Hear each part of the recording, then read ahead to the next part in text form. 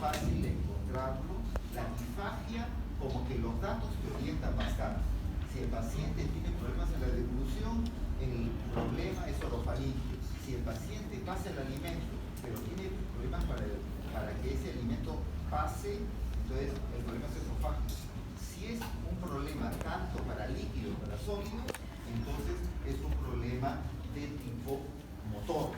Si es un problema que inicialmente pasa líquidos y no pasa sólidos, es un problema de tipo mecánico. Entonces uno ya comienza a averiguar tipo mecánico, si está bajando de peso, anémico, entonces este paciente parece que debe tener un cáncer, ¿no? Esófago, o del himo, de los pulmones, alguna cosa, ¿no? Si es que es otro factor, de repente, como lejía, bueno, ya esos datos clínicos como que orientan claramente. Y saber también que hay otras patologías como cuando hay disfagia y hay dolor, entonces no, en un momento esto es un poco diferente.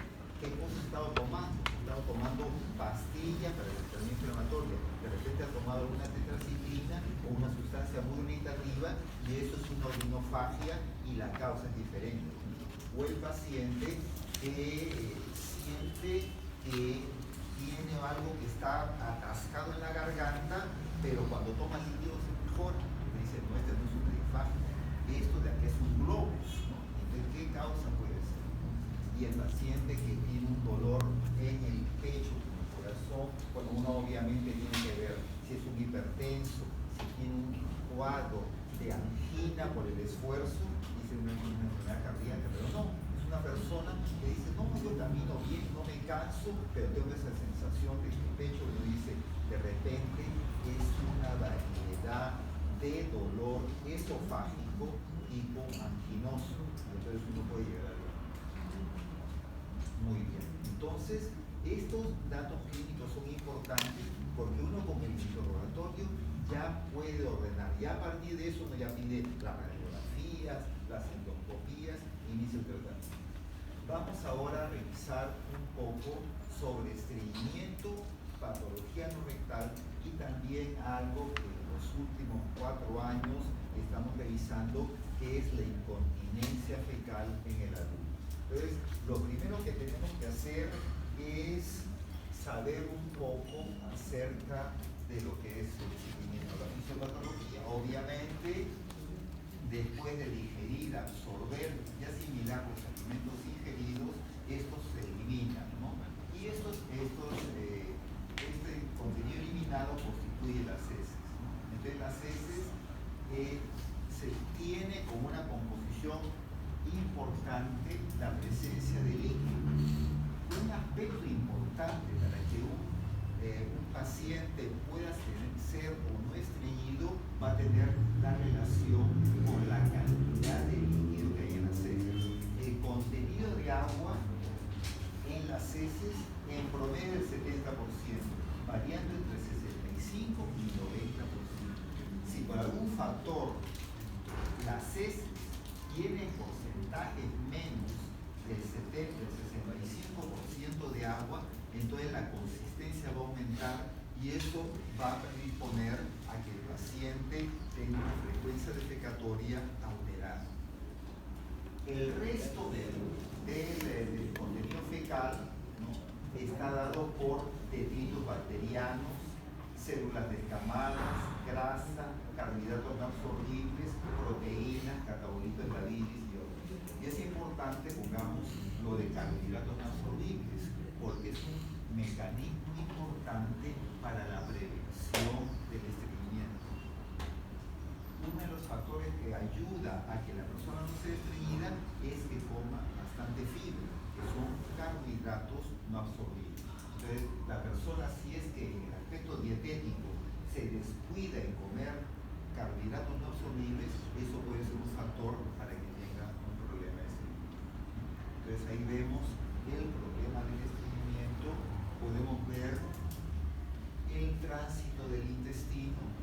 El tránsito desde la boca hasta el estómago, generalmente en el esófago, el tránsito es menos de 1 minuto. En el intestino delgado es entre 1 y 6 horas. Y el colon puede tener un tránsito entre 24 y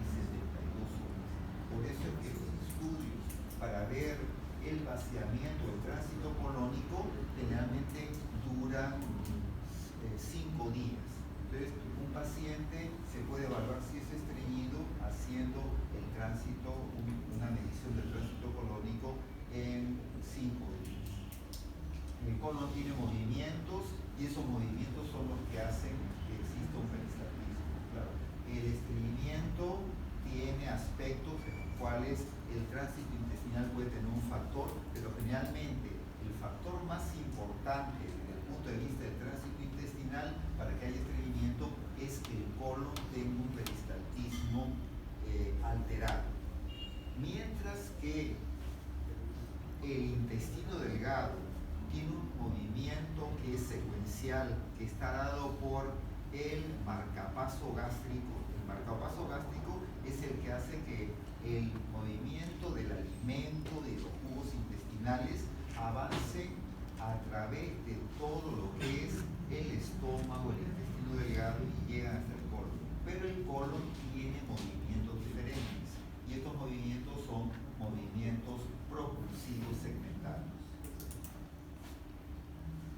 Entonces aquí estos movimientos propulsivos van a ser, ¿no? Tenemos el austro intestinal, el austro del colon, ¿no?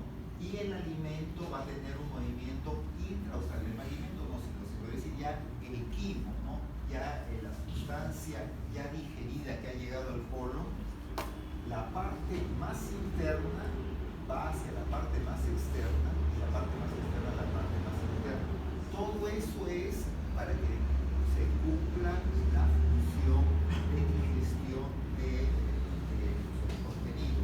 Básicamente, ese contenido líquido, la función del colon es absorber el agua y los electrolitos. Entonces, lo que estaba más interno va hacia la superficie para que sea absorbido y lo que estaba más externo va hacia la parte interna. Movimientos intraustrales, los movimientos australes, después tenemos los movimientos interaustrales, los movimientos poliaustrales y los movimientos en bloque.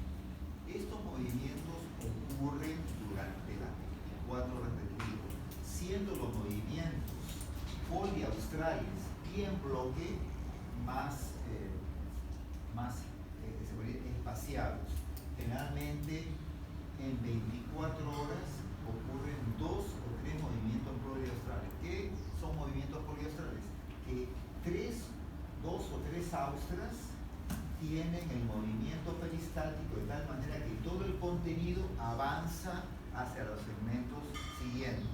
Y el movimiento del bloque es el movimiento que ocurre generalmente de acuerdo al ritmo circadiano en la mañana, que hace que el movimiento, que el colon descendente y el sigmoides lleguen hasta lo que debería ser la zona de la ampolla del recto. Entonces, todos esos movimientos son los que hacen que el intestino tenga un movimiento intestinal. Y como factor adicional tenemos el ángulo recto sigmoideo. Entonces, vamos a tener como factores para el estreñimiento, uno, el tipo de dieta. Si tomamos pocos líquidos y poca fibra, eso va a ser un factor para que uno tenga una consistencia mayor o menor en la deposición. El tránsito del colon va a ser otro factor va a ser el ángulo recto sigmoideo. El verdadero esfínter del colon, este ángulo recto sigmoideo. Entonces, el contenido intestinal llega aquí y aquí tiene que haber un estímulo neurocerebral que está dado por el deseo de defecar para que el contenido del quimo, de ya las heces, pasen a la ampolla rectal y después exista el mecanismo de contracción de la ampolla del recto y relajación del esfínter. Entonces, eso es importante porque los pacientes pueden tener un movimiento del intestino y una dieta adecuada, pero si es que no hay este movimiento, entonces el paciente va a presentar lo que llaman disquesia o obstipación. El paciente quiere defecar, pero no defeca en forma adecuada porque el alimento se destanca, porque o o hay un defecto del estímulo neurocerebral, hay una alteración en el estímulo neurofinal sensible-motor del esfínter externo y la contracción abdominal, o hay una alteración del estímulo neuroespinal lateral en músculos circulares y longitudinales. En estos pacientes pongamos ejemplo típico que ocurre en el paciente que ha tenido un accidente automovilístico y un traumatismo de la médula. Entonces, no existen esos estímulos y el paciente sufre de impactación fecal. Llega hasta aquí el contenido de las heces y de ahí no se puede movilizar. Entonces, es otro de los factores importantes para que exista problemas de seguimiento. Y acá vamos a determinar entonces, y hay un cuarto factor para que el paciente pueda tener seguimiento, aparte del movimiento del colon, del movimiento de los sigmoides, es el deseo de defecar, porque la defecación es un acto que tiene que ver con la voluntad. Uno puede postergar el deseo de defecar, pero si la persona ya tiene un hábito alterado de esto, está continuamente postergándolo, llega el momento que se pierde el estímulo y la persona puede convertirse en una persona estreñida porque ha mal educado este deseo, ¿no? Por decir, vamos acá, tenemos el horario, salen de ustedes desde las 8 de la mañana y regresan a las 7 de la noche. Ustedes dicen, estos baños son muy sucios, que voy a meterme en este baño, espero nomás. Y entonces puede ocurrir, si es que eso se exagera, pueda también haber un estreñimiento por ese problema. Dentro del estreñimiento puede haber entonces estreñimientos con tránsito colónico normal, que son la gran mayoría. Entonces el movimiento del colon no está alterado, con tránsito colónico retardado. El problema es que el colon no tiene un movimiento adecuado, o con dificultad para la evacuación rectal o obstipación en dispepsia, que llega hasta esta zona, pero sin embargo ahí ya no hay ningún estímulo. La persona dice, tengo ganas de ir al baño, pero sin embargo se sienta y no puede eliminar, o lo elimina con dificultad. Porque el paciente que tiene tránsito colónico retardado es la persona que no tiene ni interés de ir al baño. Dice, yo puedo estar 5 o 6 días, pero no tengo ningún deseo. En cambio, la persona que tiene obstrucción de dispepsia dice, claro, yo en las mañanas tengo ganas de ir al baño, pero me siento y tengo dificultad. No hago las deposiciones en forma, con esfuerzo, tengo que hacer mucho esfuerzo hacer la deposición, o siento que voy al baño y como que no he terminado de hacer la deposición, una sensación de defecación incompleta. Esos son como los datos más característicos de los pacientes con estreñimiento. Entonces el estreñimiento, esto del estreñimiento es complicado. El estreñimiento es un síntoma, ¿no?, de definición completa, y la mayoría de las veces no hay una causa metabólica orgánica. Entonces lo importante es saber que el gran porcentaje de los pacientes estreñidos no es que tengan un cáncer, no es que tengan una enfermedad de la tiroides, no es que tengan una enfermedad neurológica, sino es una alteración en el funcionamiento de la evacuación de las deposiciones. Camilleri, que es uno de los médicos que más sabe de enfermedades del funcionamiento del tubo digestivo, dice que es a veces un poco complicado. Ahora vamos a ver la clasificación que tiene Roma 3, Roma 4, que son los expertos. Pero Camilleri dice, la definición práctica es defecación insatisfactoria. Entonces tú vas al baño, no estoy conforme con cómo voy al baño, defecación insatisfactoria, que puede ser por defecación poco frecuente o pasaje difícil de las heces o ambas. Entonces dice, no, yo cada 5 días voy al baño, ¿no? Y entonces yo otro le dice, no, yo voy al baño todos los días, pero eso sí, tengo que hacer esfuerzo, algunos tienen que ayudarse para eliminar la defecación. Entonces, él ha dicho, esto es lo más práctico, porque la definición de Roma 4, ¿no?, es, las molestias están ocurriendo, el estreñimiento crónico, de acuerdo a Roma 4, están ocurriendo por lo menos los últimos 3 meses, con una historia de al menos 6 meses de duración. Y el paciente tiene por lo menos 2 o más de los siguientes: esfuerzo al defecar en al menos una 25% de las veces. Entonces, va al baño y una de cada 4 veces tiene que estar recién pujando para poder hacer su deposición. Otra es que las heces son duras o pequeñas al menos el 25% de las veces. Otra vez es sensación de evacuación incompleta, al menos 25. Uno tiene que tener 2 o más de esas para que diga que es estreñido.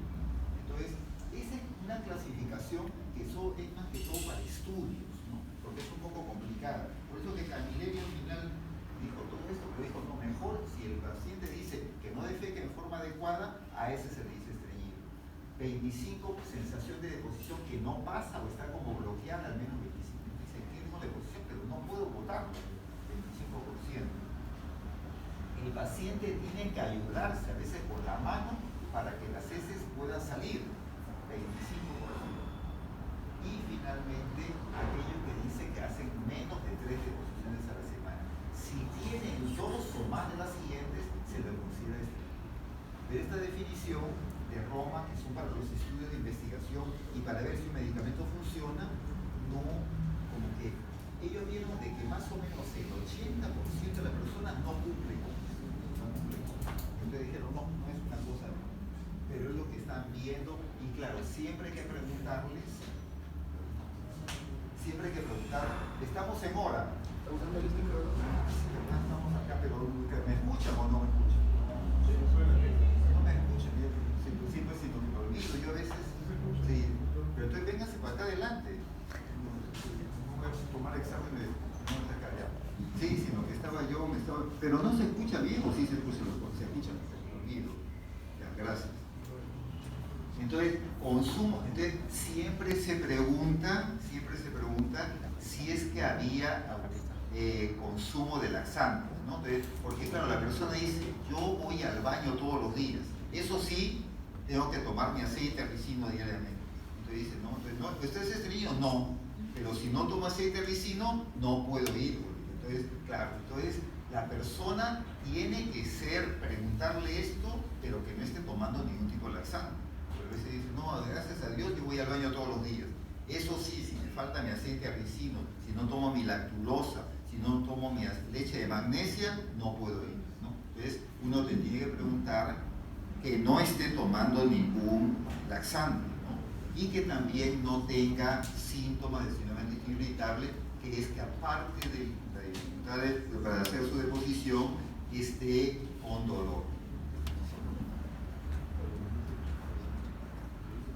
Entonces, claro, realmente los pacientes con estreñimiento tienen diferentes motivos, puede ser por disinergia, puede ser por intestino irritable, puede ser por tránsito lento, ¿no? Y ahí, claro, sumando sale más del 100%, porque hay algunos que tienen disinergia más tránsito lento. Puede haber algunos que son intestino irritable más tránsito lento. Entonces ahí se juntan. Y aquí los criterios, bueno, ya son cosas un poco más especializadas. Claro, estos son los estudios. ¿Cómo te das cuenta que el paciente tiene un problema de estreñimiento por trastorno de motilidad? Le dan unas pastillitas radiopacas, y estas pastillitas radiopacas uno las toma y después de 5 días, entonces le toman una placa a los 5 días. Si es que las pastillitas están distribuidas en todo el intestino, significa que hay un problema de motilidad en el colon. Si es que no hay ninguna, significa que todas pasaron, que no hay problema en la motilidad porque el colon está funcionando bien y les ha botado a todas. Pero si es que todas se quedaron acá, significa que hay un problema de disquesis. Ahí llegaron, pero ahí se quedan acumuladas.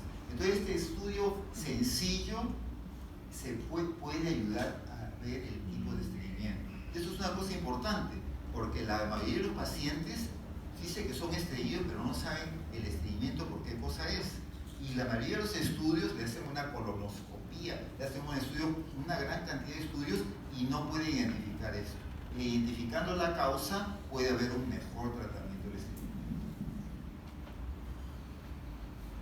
Aquí, una de las cosas que el paciente parece mentira, pero dice usted estreñido, ¿y cómo hace sus deposiciones? Y dice, no, larguitas, en forma de ondeada, pero entonces Y los ingleses son bien, pues, bien ocurrentes, ¿no? Y todo lo evalúan. Y entonces, en Bristol te dejaron un esquema.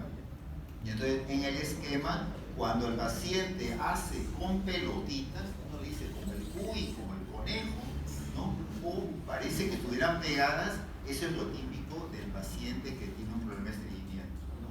3, 4 y 5 son normales y 6 y 7 ya son el paciente que tiene cuadros de diarrea. Entonces, en el paciente con estreñimiento, ese es lo típico. Y entonces, a veces, con estas pequeñas cosas, el paciente se puede explicar mejor. La gran mayoría de los pacientes tienen problemas de tipo funcional, ¿no?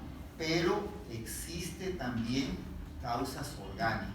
Entonces uno también tiene que investigar. Obviamente a todos los pacientes no le vamos a hacer todos los estudios, pero hay que saber de que los pacientes funcionales pueden ser porque poca cantidad de líquido o fibra, y que tomando mayor cantidad de líquido y mayor cantidad de fibra se soluciona muchas veces. Sedentarismo, sentados todo el día, clases desde las 8 de la mañana hasta las 7 de la tarde sin hacer nada. Entonces, eso tampoco. Síndrome de intestino irritable o causas primarias que hemos visto, porque este peristaltismo alterado, ¿por qué ocurre? No se sabe bien, ¿no? Pero no es nada que sea de ahí se va a ocurrir un cáncer, pero eso determina un problema de estreñimiento.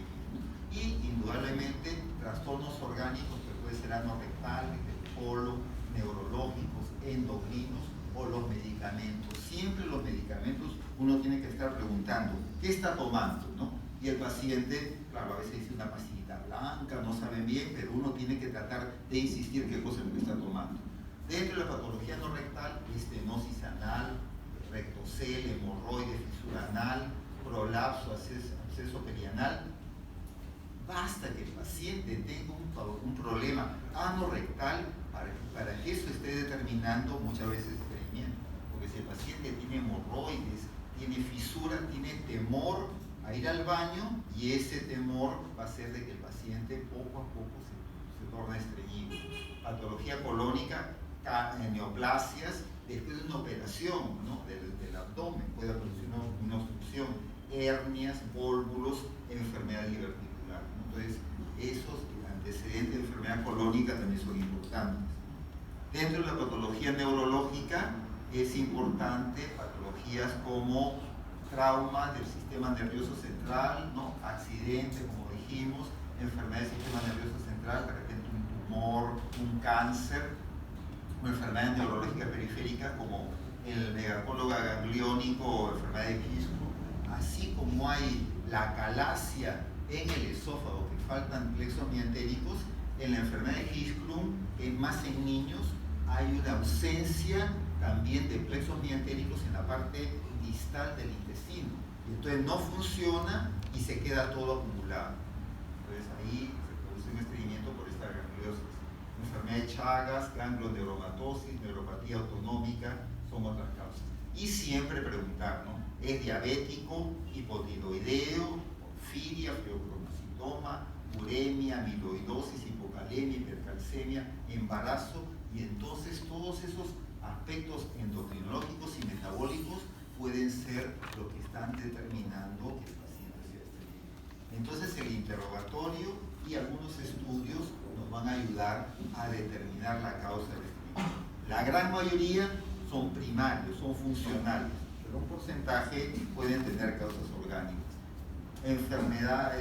Medicamentos, medicamentos ricos en calcio, diuréticos, el hierro, ¿no? Medicamentos para la hipertensión arterial pueden ser una causa de estreñimiento en estos pacientes, ¿no? El estreñimiento es un problema muy frecuente. Acá hemos visto autodefinidos como estreñidos, que realmente lo que sirve es esa clasificación de Roma para estudios de investigación, que es importante, pero para investigación. Pero el 18.5% de los varones y el 20.8% de las mujeres en general se consideran como estreñidos. Y en los mayores de 65 años, el 30% de los varones y el 42% de las mujeres se consideran estreñidos. Entonces, es algo sumamente frecuente. Y y el paciente, bueno, viene a la consulta por esas molestias. No es tanto la frecuencia, sino más que todo la dificultad y la sensación de defecación incompleta, el esfuerzo al defecar. Disminución de la frecuencia es una causa, pero la causa más común es que el paciente dice: quiero ir al baño y no hago mis deposiciones como deben ser. Y hasta, claro, rectorragia ya es una cosa que asusta, porque dice: debo tener cáncer. Y la mayoría, háganme una colonoscopía, una endoscopía, tómenme una tomografía. Y bueno, dentro de todo, como que está bien que la persona venga por ayuda, ¿no? Porque anteriormente había un negativismo al asumir las enfermedades. Y muchas personas venían muy tarde, pero ha bajado como 20 kilos y nadie no quería venir. Ahora ya hay un poquito más de conciencia que el tratamiento médico salva vidas. Antes decían: no, ya tiene cáncer, no hay nada que hacer. Eso ha cambiado. Pero ¿a quiénes se le tiene que hacer examen de todas maneras? Aquellos que están perdiendo peso en forma significativa, aquellos que son mayores de 50 años, aquellos que tienen antecedentes familiares de cáncer o enfermedad de intestino irritable, quienes presentan sangrado rectal. Claro, un día no, de repente no, pero que te dice: voy al baño y siempre sangre, hay que hacer un estudio. Tienen el examen físico que está normal, está todo desgasado, está todo pálido, no tiene, el abdomen está distendido. FOBT es sangre oculta en S positiva. Exámenes de laboratorio como la hemoglobina, el aumento de la velocidad de sedimentación, bioquímica normal, todos son síntomas de alarma en el cual se justifica hacerlo, ¿no? Porque si tendríamos que tener en consideración hacerle exámenes al 20% de la población, acá son 30 millones de personas, sería el 20%, 6 millones de colonoscopías, no nos daríamos abasto. Pero esto ya son signos de alarma que justifican hacer los exámenes. Y bueno, hay varios exámenes: anoscopía, sigmoidoscopía, exámenes radiológicos, agitados, colonoscopía, manometría no rectal, marcador cardiopático que hemos visto, y defecografía, que es algo que tampoco se hace mucho, que es ver las características de cómo hace su deposición. De ahí pasamos a lo que es el examen del recto y el ano. En el capítulo digestivo, dentro del examen del abdomen, también tenemos que evaluar el examen del ano y el recto. Tenemos que evaluar la región perianal, el canal anal, la ampolla rectal. En el examen del recto aprovechamos y en el paciente varón evaluamos cómo está la próstata, y en la paciente mujer el útero, el cuello uterino básicamente, y los anexos, si es que es posible, y también las características de las heces, ¿no? Ahí, en el momento del tacto rectal, si la paciente no se ha puesto ningún enema, entonces las heces van a tener cierto grado de coloración y características, y eso nos ayuda para un diagnóstico adecuado. Saber que en la región del recto hay dos porciones que siempre vemos. La región anal es una invaginación de la piel, y entonces cuando hay alguna patología en esta región va a tener terminaciones nerviosas que son similares a la piel. Entonces, si es que hay alguna inflamación, infección, herida, va a doler como si fuera la piel. Mientras que si es que el paciente tiene un tumor por encima de la línea dentada, entonces ya este tejido es como el intestino y no tiene sensibilidad dolorosa. Por eso es que nosotros podemos tener un cáncer de recto, y sin embargo el cáncer de recto y grande, y no presenta dolor, porque está por encima de la línea dentada. Y por eso también el hemorroide interno está por encima de la línea dentada, puede haber sangrado sin dolor, mientras que el hemorroide externo, que está por debajo de la línea dentada, puede producir un dolor muy, muy intenso. Ahí la evaluación, cómo se examina al paciente. La mejor posición para evaluar al paciente es la posición de Sims, o posición de cúbito lateral derecho, porque ahí podemos ver la región anal y podemos hacer el tacto rectal. Pero hay varias posiciones. La posición genopectoral es la más incómoda para el paciente, pero generalmente para el que hace una proctosigmoidoscopía como que le es cómoda, ¿no? La posición ginecológica puede hacerse, pero generalmente no le deja a uno ver la región anorrectal en forma adecuada. Ahí vemos la región del ano, tenemos que ver las características y qué cosa es lo que evaluamos. La región perianal, el color, ¿no? Cambios de la sensibilidad, si está edematizada, si está enrojecida, etc., ¿no? Entonces, uno siempre, el examen va a ver ectoscopía, un poco lo que uno examina en la región del ano, y vemos la patología. Entonces, mirando externamente ya podemos ver lesiones. Solamente mirando, de repente vemos estos repliegues cutáneos. Y estos repliegues cutáneos no son hemorroides. La gran mayoría que viene con eso dice, tengo hemorroides, ¿no? Almorranas le dicen hemorroides, pero no. El repliegue cutáneo es un aumento de la piel que generalmente está asociado a que ha tenido anteriormente algún tipo de hemorroide. Los hemorroides externos son los que están, como se dice, en la parte perianal o en la región anal propiamente dicha. Y los hemorroides internos como que vienen del canal anal y se prolapsan, ¿no? Estos hemorroides crecen y duelen. Acá dice hemorroide trombosado. Y estos hemorroides internos generalmente sangran. El hemorroide externo crece y duele, pero no sangra. Mientras que el hemorroide interno crece, no duele, pero sí sangra. Fisura anal, que también es algo típico, ¿no? Entonces el paciente tiene una herida, ya no se nota tan claro, pero acá tiene una herida, y esta herida sangra y duele.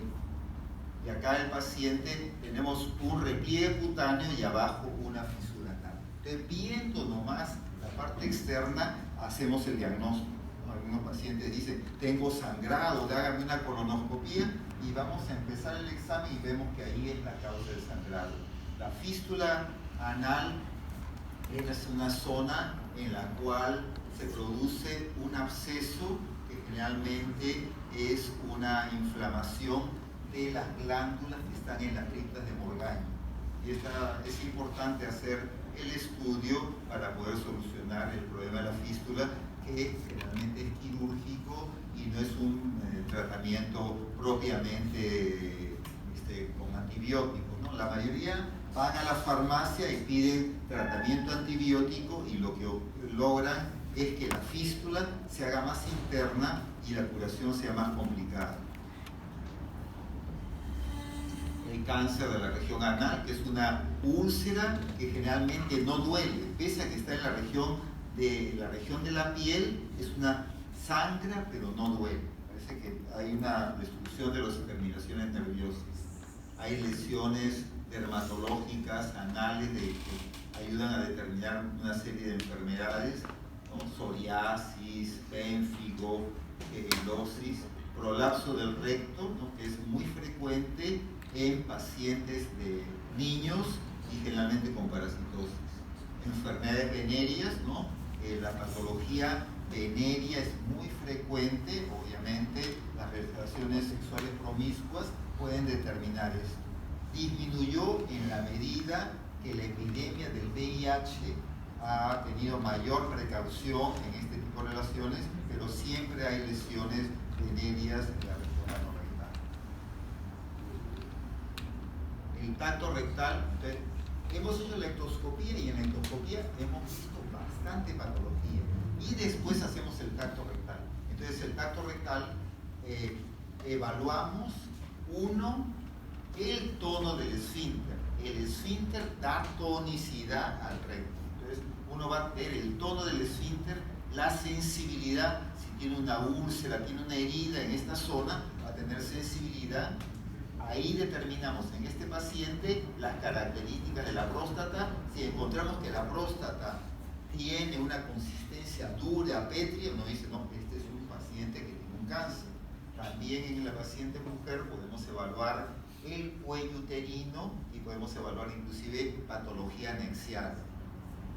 Entonces, y también vamos a evaluar el dedo de guante cómo sale. Si es que el paciente, claro, se ha puesto un enema, no, pero si el paciente no tiene, se hace en ese momento y no ha ido al baño, uno puede ver las características de las heces y poder determinar si son heces con sangre, son negras, con melena, etc. Acá vemos, pongamos, claro, acá están las heces, pero uno las encuentra.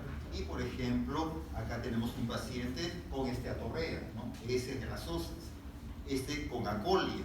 Acá tenemos estas heces que se ven en la intussusección, que son como en mermelada de grosella, estas heces negras que son melena, y una de las cosas que uno tiene que también preguntar es, el paciente viene, ¿no? Está regresando del baño, uno dice, acá pasó el, no, irse al baño y ver cómo ha hecho su defecación.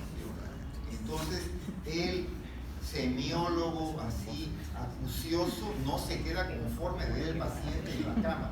Acaba de regresar al baño, pasó al baño, entonces cuidado si no pasa. Entonces, uno puede ver y puede encontrar que tiene moco, tiene sangre, etcétera, y eso nos ayuda a diagnosticar. Pero ya todo. Entonces hemos visto pues, el examen del recto y del ano, que es importante, hemos visto lo que es estreñimiento, y ahora vamos a revisar lo que es incontinencia fecal en el adulto, ¿no? Es la salida recurrente no controlada de materias fecales del ano por lo menos durante un mes. Y esto ocurre porque se ha perdido el control del esfínter anal. Puede ser, como digo, por problemas fisiológicos o por problemas de edad o por problemas de algún tipo de enfermedad. La incontinencia parcial es la incapacidad para controlar los flatos o manchar con ese la ropa interior. Entonces el paciente controla la deposición, pero de repente bota un gas y se le ensucia y se pierde un poco las heces. Y es importante que lo hayan incluido porque es algo que a veces es olvidado y afecta entre el 2 al 20% de las personas y es el 50% de los residentes de los hospicios. Entonces esas personas de la tercera edad que están ahí un poquito abandonados tienen esto. ¿Quiénes son los que tienen riesgo? Multíparas, personas con retardo, ancianos.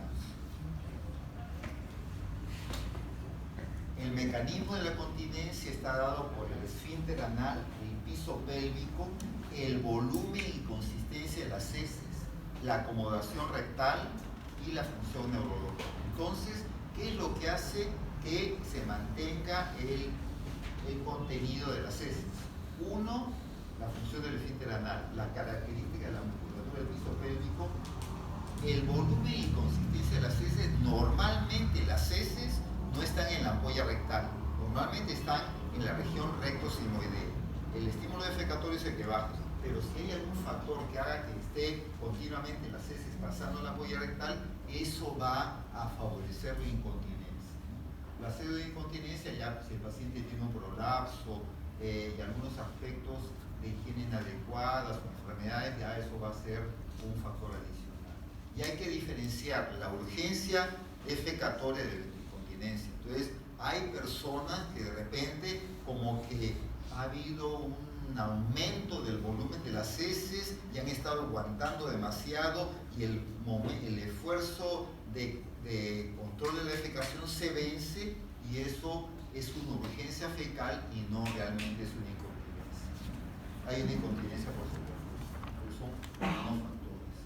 Y esto, como decíamos, tiene que ver con la ampolla rectal, el piso pélvico, los nervios, como el nervio pudendo, que haya prolapso. Si es que hay prolapso rectal, que se ve muy frecuentemente en mujeres múltiples o posteriores a cirugías ginecológicas, entonces eso va a favorecer que el paciente o la paciente tenga incontinencia. El trauma obstétrico es un factor importante. Miren lo importante que es esto. hay una lesión obstétrica oculta del 25 a 35% de partos por vía vaginal. Entonces, tuvo su bebé sin problema por vía vaginal y puede haber una lesión que puede generar en un futuro no tan lejano que tenga problemas. Factores de riesgo: el forceps, la episiotomía, si no es hecha en forma adecuada, puede ser un factor. La prima paridad, el primer parto también hay que tener cuidado y tiene que tener todas las características para evitar eso. Denervación del piso pélvico por compresión o por tracción del nervio pudendo también puede ser un factor de tramo obstétrico. Por eso que todos estos factores, pequeñas variaciones, no pasó nada, esto ya va a pasar, no, siempre uno tiene que recordar todos esos factores. Durante su parto hubo algún problema, demoró mucho el parto, mucho dolor, me sangró, la episiotomía demoró en cicatrizar. Todos esos datos son importantes para que en un futuro se pueda identificar una posible causa de incontinencia. Y obviamente la parte iatrogénica, ¿no? Lo que nunca queremos hacer, pero a veces ocurre, ¿no?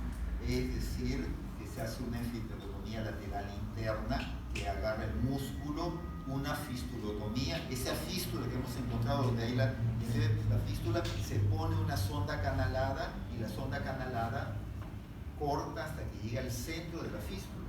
Pero si es que esa fístula llega al esfínter y lo corta el esfínter, el paciente va a tener incontinencia. Una hemorroidectomía mal hecha, terapia por radiación, también puede ser factores.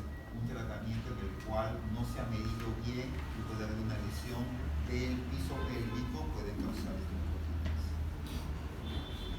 Malformaciones congénitas, siempre espina bífida, aquellos que nacieron con alguien perforado, mielo meningocele, disfunción del piso pélvico, así como progresión normal del recto, son procesos de malformaciones congénitas. El diagnóstico, obviamente, con la historia, y uno tiene que ver bien la historia obstétrica quirúrgica. Hay que cuantificar el grado de incontinencia. Ahí el score de la clínica Cleveland de Florida es un score en el cual uno le pregunta al paciente si hay incontinencia a los sólidos, a los líquidos, a los gases, requiere uso de pañal y el estilo de vida, cómo está alterado.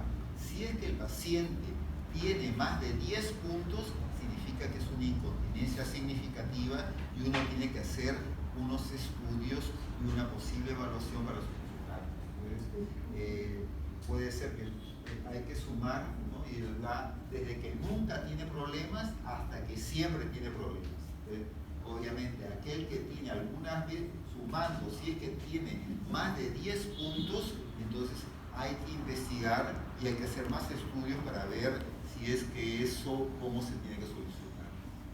Obviamente hay una serie de estudios de diagnóstico, hay que evidenciar el trauma y algunos estudios como el ultrasonido, que es la piedra angular, el ultrasonido endoanal para poder determinar las características, y ahí vemos que el grosor del cuerpo perineal debe ser menos de 10 milímetros, es anormal.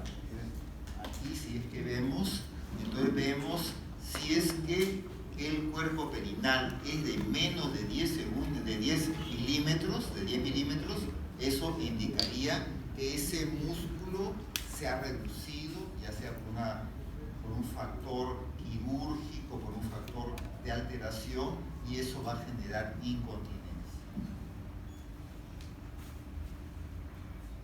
Y bueno, ya hay estudios más especiales, como es la manometría, para el estudio funcional y el esfínter anal y recto distal, ¿no? Y una serie de estudios del nervio pudendo, ¿no? Esta clase ya es un poquito más extensa. Esto como que podría ser para un curso de gastroenterología, pero tener en consideración que la incontinencia fecal es un factor que no puede dejarse de tener en consideración, y uno siempre tiene que preguntarle al paciente: usted ensucia la ropa interior, se le escapa la deposición, y eso como que no es una cosa anecdótica, sino que si es que se perpetúa o se mantiene continuamente, hay que estudiarlo.